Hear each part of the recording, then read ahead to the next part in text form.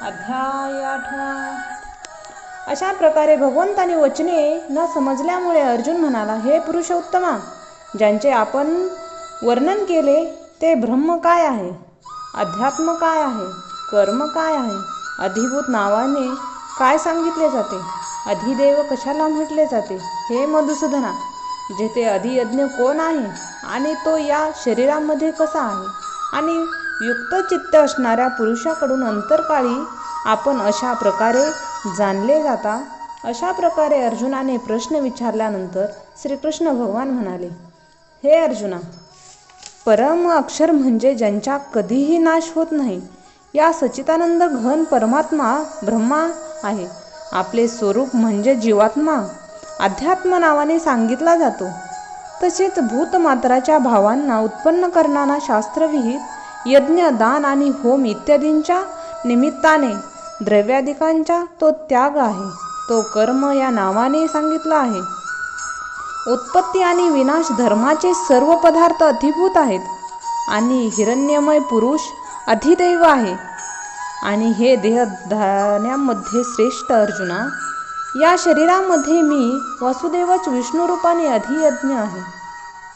जो पुरुष अंतकाळी माझे स्मरण करीत देह त्याग करतो तो माझ्याच साक्षात स्वरूपाला प्राप्त होतो. यामध्ये काहीही संशय नाही.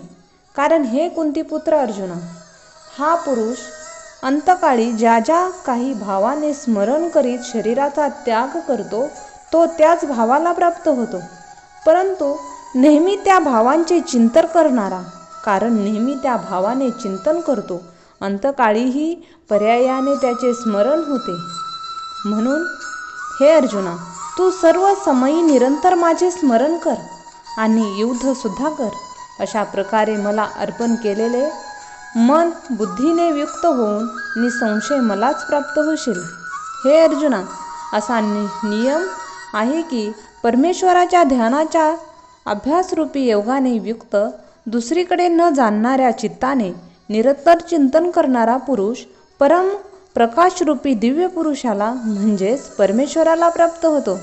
म्हणून जो पुरुष सर्वज्ञ, अनादी, सर्वांचा नियता, सूक्ष्माहूनही अतिसूक्ष्म, सर्वांचे धारण पोषण करणारा, अचित्य स्वरूप, सूर्याप्रमाणे नित्य चैतन्य प्रकाशरूप, अविद्येच्या अतिशय पलीकडे शुद्ध सच्चिदानंद घन परमात्म्याला स्मरण करतो, तो भक्तियुक्त पुरुष अंतकाळीही योगबलाने भुवयांच्या मध्यभागी प्राणाला चांगल्या प्रकारे स्थापन करून निश्चय मनाने स्मरण करीत त्या दिव्य स्वरूप परमपुरुष परमात्म्यालाच प्राप्त होतो.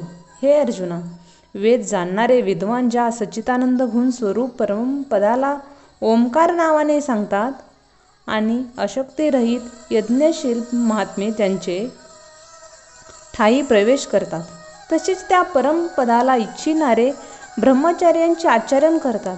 हे परमपद तुला संक्षिप्तपणे सांगतो. हे अर्जुना, सर्व इंद्रियांच्या द्वारांना आवरून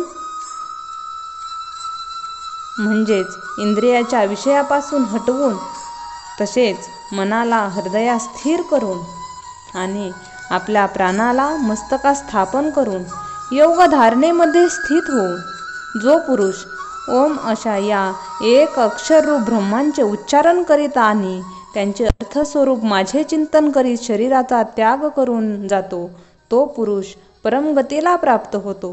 हे अर्जुना, जो पुरुष माझ्या ठिकाणी अनन्य चिंताने स्थित होऊन सदा सर्वदा निरंतर माझे स्मरण करतो, त्या निरंतर माझ्या ठिकाणीच युक्त झालेल्या योगासाठी मी सुलभ आहे, म्हणजेच सहज प्राप्त होतो. ते परमसिद्धीला प्राप्त झालेले महात्मे मला प्राप्त होऊन दुःखाचे स्थान असलेल्या क्षणभंगूर पुनर्जन्माला प्राप्त होत नाहीत. कारण हे अर्जुना, ब्रह्मलोकासह सर्व लोक पुनरावृत्ती स्वभावाचे आहेत, म्हणजेच त्यांना प्राप्त झाले असता पुन्हा संसारात यावे लागते असे आहे. परंतु हे कुंतीपुत्र, माझी प्राप्ती झाल्यावर त्यांचा पुनर्जन्म होत नाही, कारण की कालातीत आहे.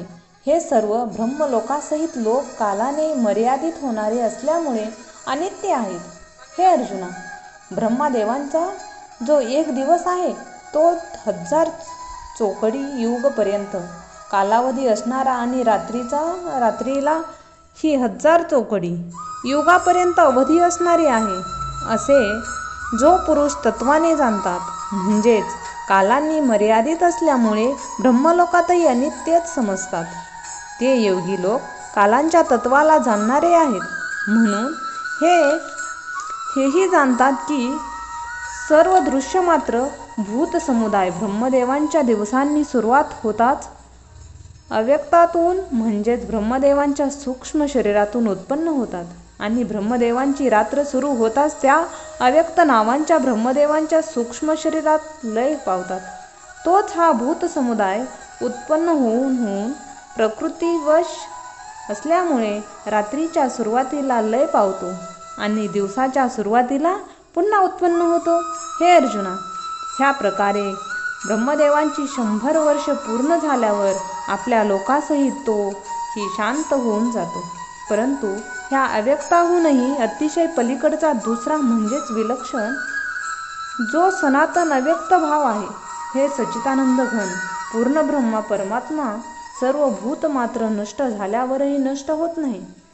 जो तो अव्यक्त अक्षर असा म्हटला गेला आहे, त्याच अक्षर नावाचा अव्यक्त भावाला परमगती म्हणतात आणि ज्या सनातन अव्यक्त भावाला प्राप्त झाले असता मनुष्य मागे येत नाहीत, ते माझे परमधाम आहे.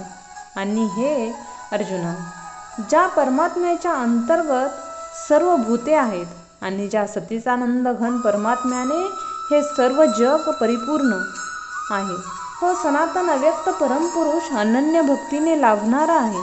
आणि हे अर्जुना, ज्या काळात शरीरांचा त्याग करून गेलेले योगी लोक परत न येणाऱ्या गतीला आणि परत येणाऱ्या गतीलाच पावतात, म्हणजे प्राप्त होतात, त्या कालाला म्हणजेच मार्गाला सांगतो.